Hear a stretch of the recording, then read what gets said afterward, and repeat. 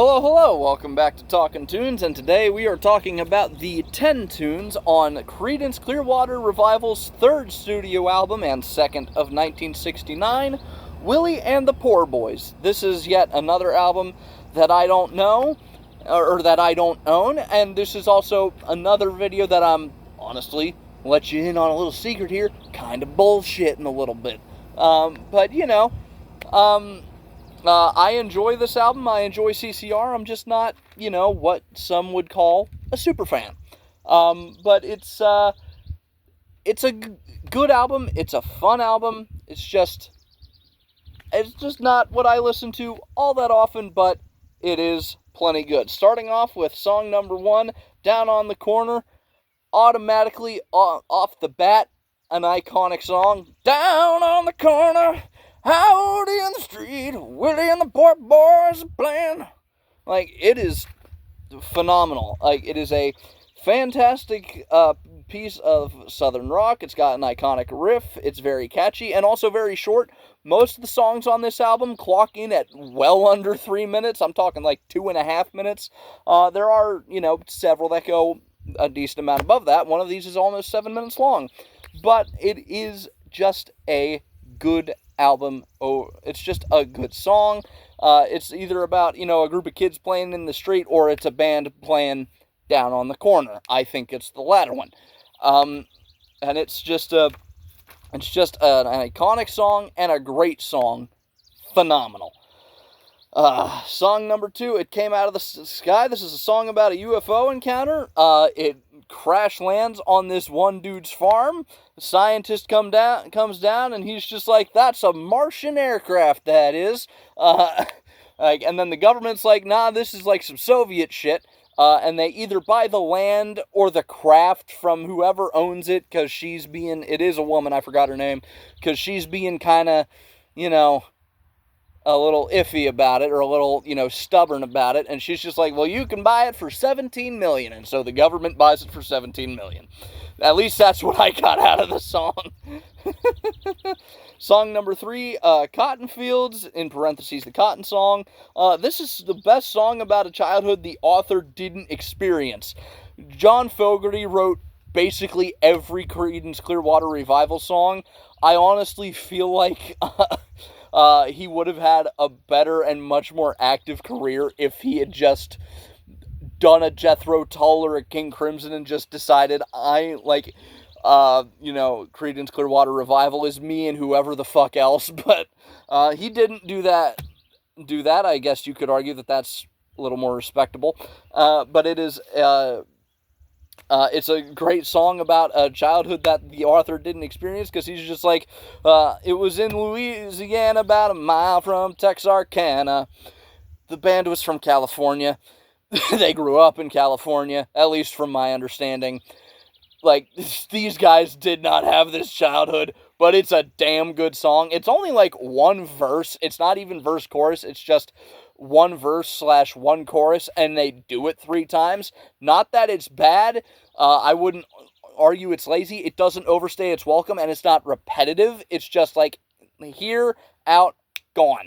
And this is one of those songs where you're just like, I don't think I've heard this. Oh, I've heard this before. Because, Creedence Clearwater Revival, not a one-hit wonder. Definitely not a one-hit wonder. Song number 4, this is the first of 2 instrumentals. The Poor Boy Shuffle starts with some studio chat, and then it just becomes sort of a brief 2-minute instrumental that fades into song number 5, Feelin' Blue, which is a country blues song about feeling sad, about, all the problems that you have as a Southern working man, coming from a boomer, basically hippie from California. But can't argue that it's a poorly written song. And it's a pretty jammy one, in all honesty. And then here we come, kicking off side 2 with song number 6, the best song on the album, the most famous song on the album, the most famous Vietnam War song, and the most famous Creedence Clearwater Revival song.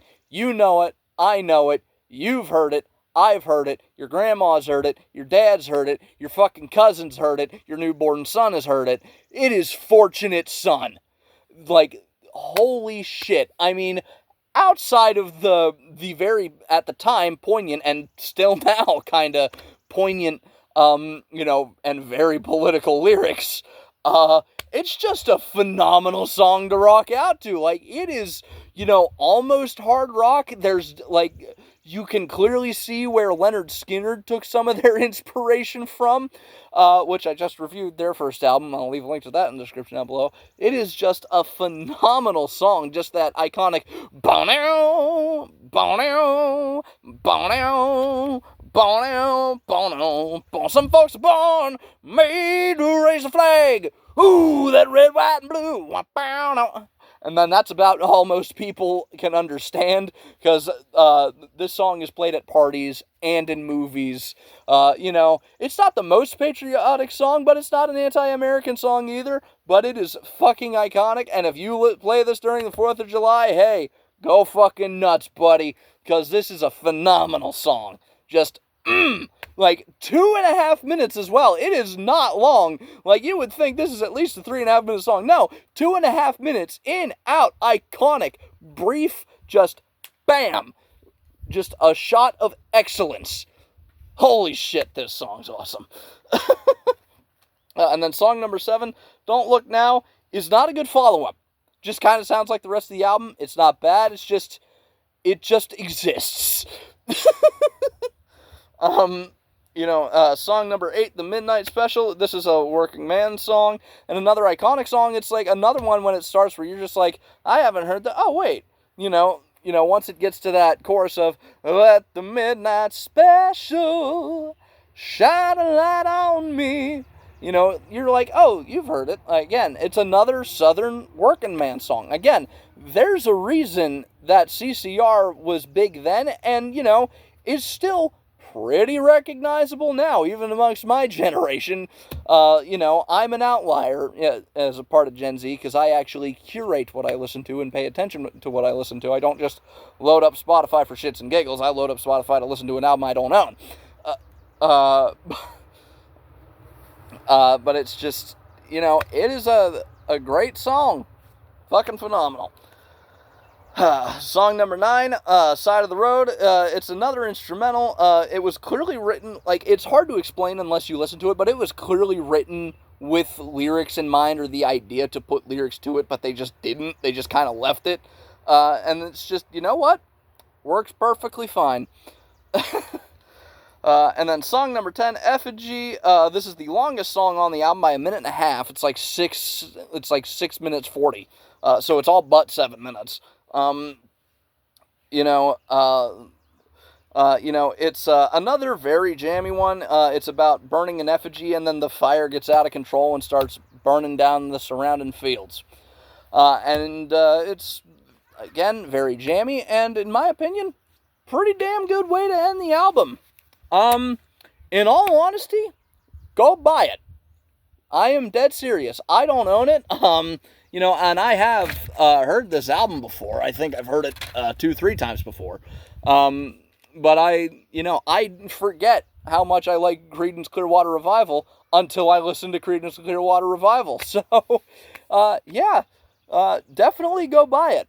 Thank you all very much for watching. If you liked it, please feel free to leave a like on it. And if you want to continue along this musical journey with me, please feel free to subscribe. If you want to hear me talk about something other than music, I have a podcast with 2 of my buddies. It's called Dorkies. I will leave a link to the latest episode of that in the description down below. And if you want to hear what I happen to be listening to that day, you can follow me on Instagram. I will leave a link to that in the description down below. I post a song on my story there every single day. And with that, I would like to remind you all to stay weird and keep jamming. See you in the next one. Take care.